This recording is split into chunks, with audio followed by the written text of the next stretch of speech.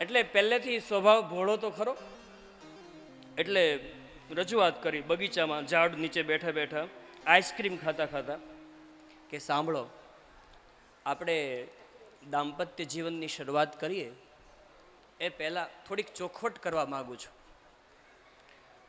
પેલા બેન કંઈ બોલો નહીં, શું છે ચોખવટમાં? કે મને એમ લાગે છે કે તમે છેતરાઓ છો.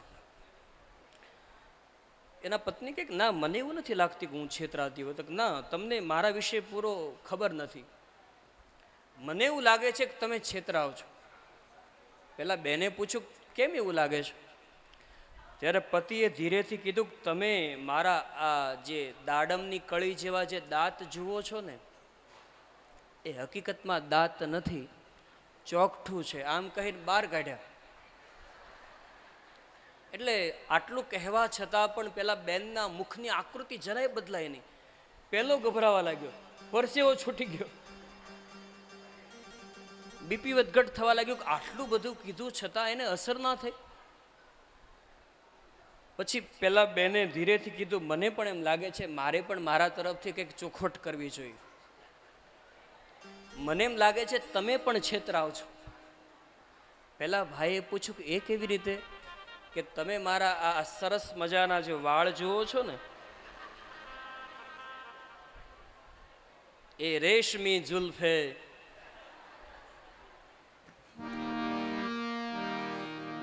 એ ખરેખર વાળ નથી. આમ કહીને જેમ ટોપી ઉતારે એમ બધા ઉતારી દીધા. પછી બંને પેલા ભાઈ કીધું તું એક કામ કર, તું તારી ટોપી પહેરી લે, હું મારું ચોકઠું પહેરી લઉં. આ તો બે સામ સામે.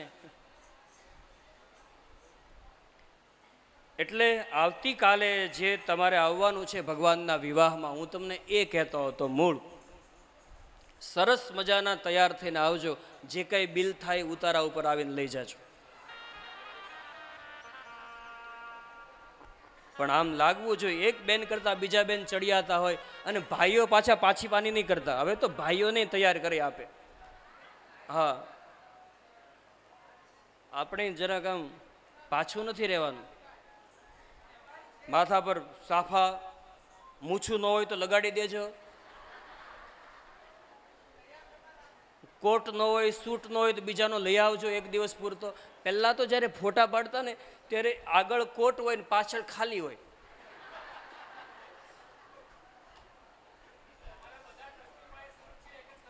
એક જ કલરનો એ સ્ટુડિયોમાં રાખી જ મૂકેલો હોય.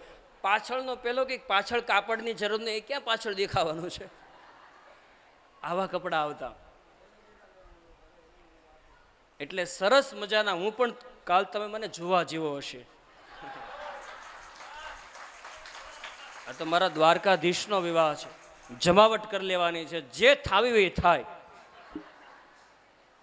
મોજ કરી લેવાની છે. જુઓ તમે કાલ આમાં જેટલા નહીં આવે ને બધા પસ્તાવાનો વારો થવાનો છે. કાલ જે તમારા કામ ધંધા હોય બધા કાલ છોડી દેજો.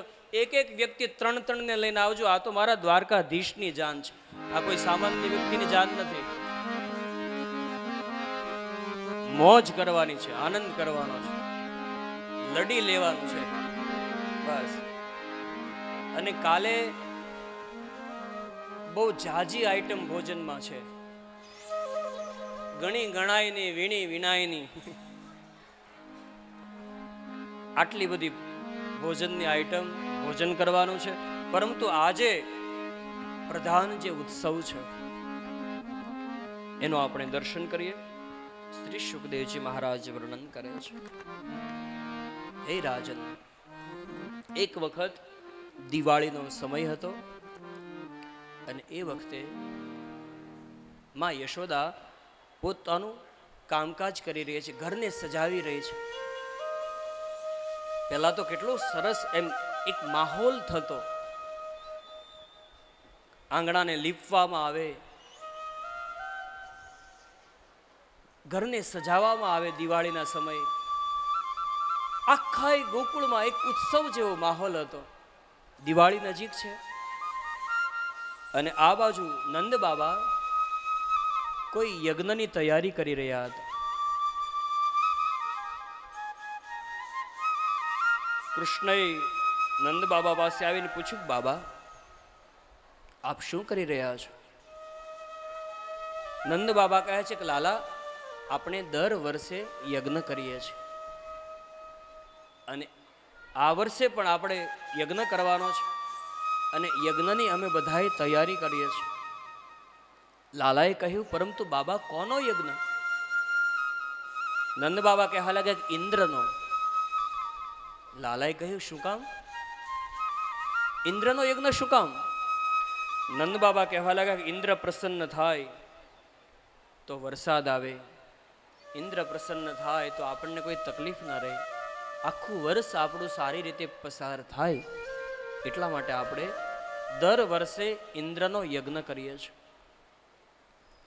લાલો કહેવા લાગ્યો, ના બાબા, આ વાત પૂર્ણ સત્ય નથી. બાબા, ઇન્દ્ર વરસાદ વરસાવતો નથી.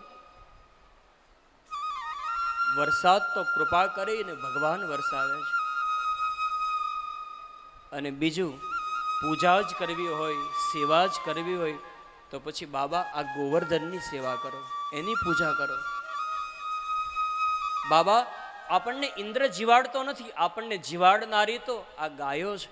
એ દૂધ આપે, એ દૂધ આપણે વેચીએ અને પછી એમાંથી પૈસા આવે. પરંતુ બાબા, તમને ખબર છે આ બધી ગાયોને કોણ જીવાડે? જેવી રીતે આપણને ગાયો જીવાડે છે તો પછી ગાયોને કોણ જીવાડે? બાબા, આ બધી જ ગાયોને આપણો ગોવર્ધન જીવાડે છે. કારણ કે આપણી બધી જ ગાયો ગોવર્ધન ઉપર ચરવા માટે જાય, એ ચરીને આવે પછી એનું આપણે દૂધ કાઢીએ અને પછી વેચવા માટે જાય, માખણ મિશ્રી. તો પછી બાબા, પૂજા જ જો કરવી હોય તો સાચા પૂજાના હકદાર તો આ ગોવર્ધન છે, એ તો આપણને જીવાડે છે. નંદ બાબાએ કહ્યું, તો પછી લાલા શું કરવું જોઈએ? લાલો કહે છે કે મને તો એવું લાગે છે કે આપણે આ વર્ષે ઇન્દ્રનો યજ્ઞ બંધ રાખી અને આ ગોવર્ધનની પૂજા કરવી જોઈએ. જો એક વસ્તુ હંમેશા યાદ રાખવી, વર્ષોથી આપણી કોઈ એવી જૂની પ્રણાલિકા હોય, કોઈ રીત હોય, કોઈ પદ્ધતિ હોય અને સમયે આપણને એવું લાગે કે આ હવે ઉપયોગી નથી અત્યારના સમય મુજબ, તો પછી એને એ બદલાવવી જરૂરી છે. તો જ સમાજમાં બદલાવ આવે. અને મને ખૂબ આનંદ અને ગૌરવની લાગણી થાય છે કે તમારો સમાજ હવે જૂની જે રીતો, જે જૂની પદ્ધતિ હતી એને ધીરે ધીરે કાઢે છે. એ ખૂબ આનંદની વાત છે ભાઈ. જો સમયની સાથે નહીં ચાલશું ને તો સમય આપણને ઘણો બધો પાછળ મૂકી દેશે. ગામ લોકો ભેગા થયા. અહીંયા લાલાનો હેતુ પ્રકૃતિની પૂજા કરવાનો છે. આ પર્વત, આ નદીઓ, આ વૃક્ષો એ જ તો આપણને જીવાડે છે ખરા અર્થમાં. એટલા માટે આપણે ત્યાં પીપળાની પૂજા કરવાનું મહત્વ, આપણે ત્યાં તુલસીની પૂજા કરવાનું મહત્વ, આપણે ત્યાં ગાયની પૂજા કરવાનું મહત્વ, આપણે ત્યાં પર્વતની પણ પૂજા કરવાનું મહત્વ છે. આ કોણ છે? આપણને જીવાડનાર આ પ્રકૃતિ છે. જો આ પ્રકૃતિ ન હોય તો જીવ સૃષ્ટિ સંભવ નથી. અહીંયા લાલાએ ક્રાંતિ કરી છે, ભગવાન શ્રી હરિએ ક્રાંતિ કરી છે આપણા સૌના ઉદ્ધાર માટેથી. આપણને એક નવો રાહ બતાવ્યો કે તમારે પૂજા જ કરવી હોય તો પ્રકૃતિની પૂજા કરો. આખું ગામ ભેગું થયું. નંદ બાબાએ પ્રસ્તાવ મૂક્યો કે આ લાલાનું એવું કહેવું છે કે આ વર્ષે આપણે ઇન્દ્રનો યજ્ઞ જે કરીએ છીએ બંધ રાખી અને ગોવર્ધનની પૂજા કરીએ. લાલાએ પણ સાથે રજૂઆત કરી. ત્યારે મોટા ભાગના લોકો જે છે એ સહમત થયા, પણ અમુક જે વડીલો હતા બધું જૂનું જાળવીને બેઠેલા. ઘણા વ્યક્તિને બદલાવ કરવો હોય પણ અમુક વ્યક્તિ એમ કે એમ ના જ થાય, આમ જ થાય અને આમ કરશો તો જ ચાલશે, નહીંતર ચાલવાનું. આવી ગાંઠ હોય, આવી ગ્રંથિ હોય, પણ એ સત્ય નથી. મોટા ભાગના લોકો લાલાની વાત સાથે સહમત બન્યા, પરંતુ અમુક લોકોએ વિરોધ કર્યો કે ના, જે દર વર્ષે થાય છે એ થવું જ જોઈએ, આવી રીતે બંધ ન કરી શકાય. લાલાએ પૂછ્યું કેમ ન બંધ કરી શકાય? કેમ આપણે કંઈ નવું ન વિચારી શકાય? ત્યારે વડીલો કહેવા લાગ્યા કે લાલા, તું હજી બાળક છો. અમારે આ જે વાળ જે સફેદ થયા છે ને, એ કાંઈ તડકામાં સફેદ નથી થયા. અનુભવ સાથે કહીએ છીએ કે જેમ ચાલતું એમ ચાલવે દે, તું પોતાની હોશિયારી ન કર. પરંતુ મોટા ભાગના લોકો લાલાની સાથે સંમત હતા. ગામ લોકોએ કહ્યું કે ના, લાલો કહે છે કે આ વખતે નથી કરવો યજ્ઞ, તો નહીં થાય. ત્યારે વડીલો કહેવા લાગ્યા તો પછી એક કામ કરો, અમે ના પાડીએ છીએ અને હવે તમારે જેમ કરવો તેમ કરો, પરંતુ પરિણામ ભોગવવા માટેની પણ તૈયારી રાખજો. લાલો કહેવા લાગ્યો કશો વાંધો નહીં, કંઈ નહીં થાય, તમે કોઈ ચિંતા ના કરો. અને હવે આખા વ્રજવાસીઓને લઈ, ગાયોને લઈ, ગોપીઓને લઈ નંદ બાબા સહિત ગોવર્ધનની પૂજા કરવા માટે જાય છે. ગોવર્ધનનાથની પૂજા શરૂ કરી, એના ઉપર દૂધનો અભિષેક કર્યો, માખણ મિશ્રી એની પાસે તો એ જ હતું, એ જ એનું ધન હતું. ગોવર્ધનનાથની પરિક્રમા કરી. એ વખતે નારદજી બધું આ જોવે છે, પૃથ્વી લોકમાં શું બને છે. નારદજીને એમ થયું કે ચાલ આ વાતની જાણ પેલા ઇન્દ્રને છે કે નહીં, જરા પૂછી તો જોઉં. અને નારદજી નારાયણ હરિ સ્મરણ કરતા કરતા ઇન્દ્ર પાસે જાય છે અને ઇન્દ્રને કહે છે, ઇન્દ્ર કુશળ છો? ઇન્દ્ર કહે કે હા કુશળ. ત્યારે નારદજી કહે છે, શું ખાક કુશળ છો? આમ નીચે દ્રષ્ટિ કર, આ તું આમાં બસ નીચે દ્રષ્ટિ કરીને જો આ ગોકુલમાં શું થઈ રહ્યું છે. એક સામાન્ય ગોવાળિયાના દીકરાએ તારો યજ્ઞ બંધ રાખી અને પર્વતની પૂજા કરવા માટે ગયા છે. ઇન્દ્ર કહે છે કે શું વાત કરો છો નારદજી? નારદજી કહે હા, સગી આંખે જોઈને આવ્યો છું, તું પણ જોઈ લે. અને જ્યાં ઇન્દ્રએ પૃથ્વી લોકમાં દ્રષ્ટિ કરી, શ્રી સુખદેવજી મહારાજ વર્ણન કરે, રાજન સહન ન કરી શક્યો ઇન્દ્ર કે મારો યજ્ઞ આટલા વર્ષોથી ચાલ્યો આવતો યજ્ઞ બંધ રાખી અને એક ગોવાળિયાના દીકરાના કહેવાથી પર્વતની પૂજા કરવા માટે ગયા છે. અને ગોકુલના લોકોને શિક્ષા કરવા માટે થઈ અને ઇન્દ્રએ મેઘને આજ્ઞા આપી, મેઘ ગોકુળની ઉપર બારે મેઘ બની અને ખાંગા તૂટી પડો. એટલો બધો અંધરાધાર વરસાદ વરસાવા ગોકુલના લોકોને ખબર પડે કે મારો યજ્ઞ બંધ રાખવાનું પરિણામ શું આવે. અને ધીરે ધીરે કરતા ગોકુલની અંદર એવી વર્ષા થવા લાગી. વ્રજવાસીઓ ગભરાઈ ગયા અને એ વખતે પેલા વડીલો આવ્યા. જોયું ને, પૂછો હવે લાલાને શું કરવાનું.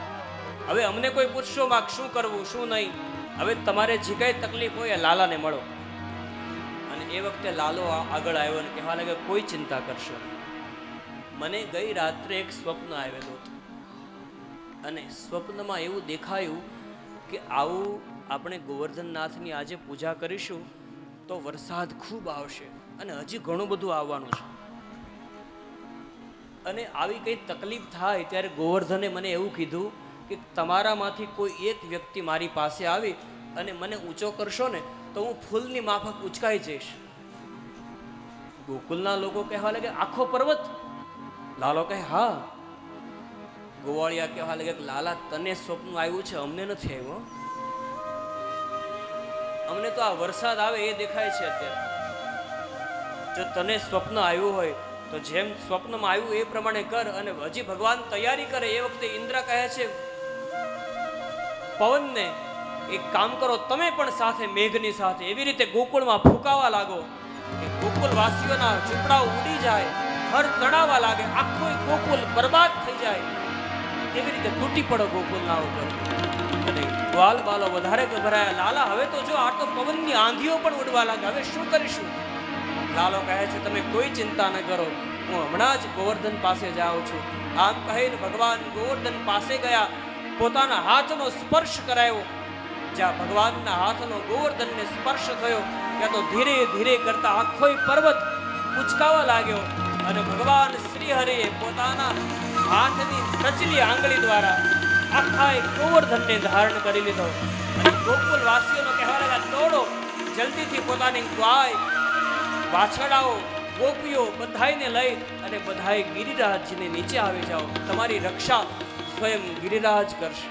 અને હવે ધીરે ધીરે કરતા બધાય ગિરિરાજજીને નીચે આવ્યા અને દેવતાઓએ આકાશમાંથી પુષ્પની વૃષ્ટિ ગોવર્ધનનાથના ઉપર કરી અને ગિરિરાજજીનો જય જયકાર કર્યો. બોલ શ્રી ગિરિરાજ ધરણ કી જય.